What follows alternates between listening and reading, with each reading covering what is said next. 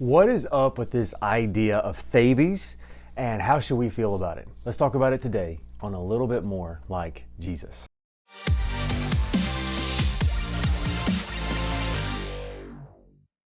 Well, hello everybody. Welcome back to A Little Bit More Like Jesus. And if you wouldn't mind, do me a favor and be sure to subscribe to this channel, like this video, share this video, because my hope is, if nothing else, that this will get some conversations started between different people, especially in the family of faith, as we just work through some of the issues that we're dealing with already around the dinner table and around quiet corners and Facebook wars.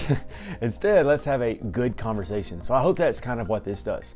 And that's what this channel is also all about, and that is how to see the world through the eyes of Jesus, becoming a little bit more like Jesus every day.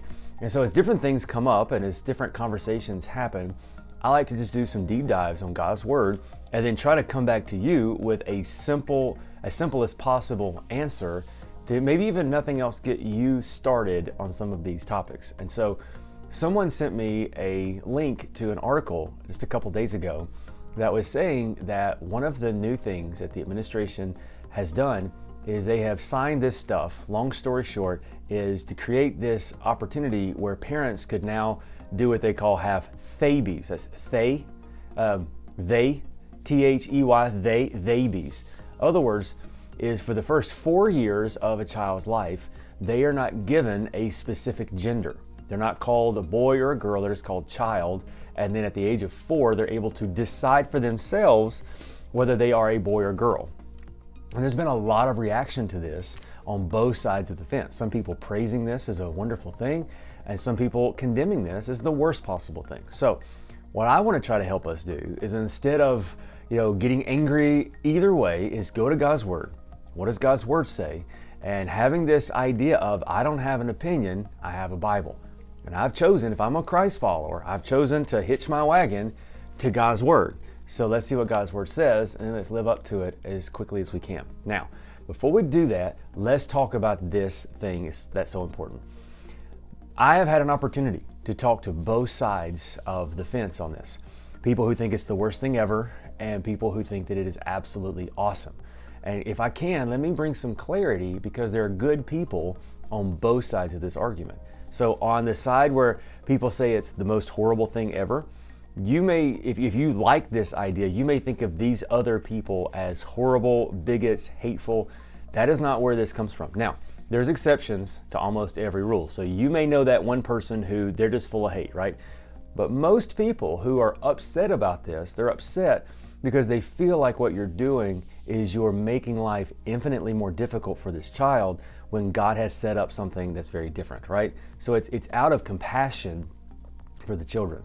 On the other side, if you think that a Theyby is just absolutely ridiculous, and you're angry with parents who are even willing to do this, what you need to understand is, yes, maybe 1% of those parents are doing it just because it makes them look, woke or look good or whatever that is. Maybe 1%.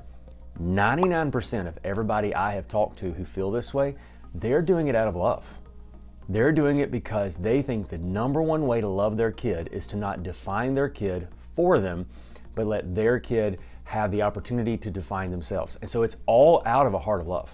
So the next time you get ready to start a Facebook war or declare someone your enemy, check their heart first, because it's probably coming from a good place, and then check your heart as well and make sure your motives are right as well. So even then, we don't want to go with emotion, we want to go with God's Word. So when it comes to children being able to decide their identity and this idea of identity being a fluid thing, what does God's Word say? Well, first of all, you can go to Genesis. And Genesis says that in the beginning, God created the heavens and the earth. And He started the creation process. And then the Bible said on day 6 of creation, He created man. After He created man, He looked at man and He said, it's not good for man to be alone. And then He created someone that would be suitable for him, different, but yet comparable. And then He created woman. And so He created man and woman. And so that is the institution that God set up. He only created two, and they didn't have to wonder what they were. They knew what they were. Now, some people would say, that's the Old Testament. What about the New Testament? Well, Jesus said in Mark chapter 10, He said, He's actually talking about divorce in this, and He's saying, and marriage, and he's saying, therefore a man shall leave his father and his mother and shall hold fast to his wife. But before that, in verse 6, he says, but from the beginning of creation, God made them male and female. And so there is a precedent that was started in the book of Genesis, and then Jesus ratified that precedent in the New Testament to say that nothing has changed. So in the beginning, God created male and female. And so the idea of you choosing what you want to be simply is not a biblically based idea. Now, that doesn't mean, once again, that you are hating people if you don't agree. It's okay to disagree, but make sure you disagree because of God's word, not because of your emotion. The other reason why it's so important to not put this kind of pressure on kids is found in Proverbs chapter 29, verse 15. And it says this, the rod of reproof gives wisdom, but a child left to himself brings shame to his mother. So in other words, discipline and direction are the responsibility of the parent because the child doesn't yet know better. So think about it like this. In no other area of this child's life do you give this child the permission and the ability to make such a difficult decision. This child doesn't decide when it goes and drives a car. This child doesn't decide when it moves out at that age. This child doesn't decide, honestly, when he goes to bed and when he doesn't go to bed, when he eats and when he doesn't eat.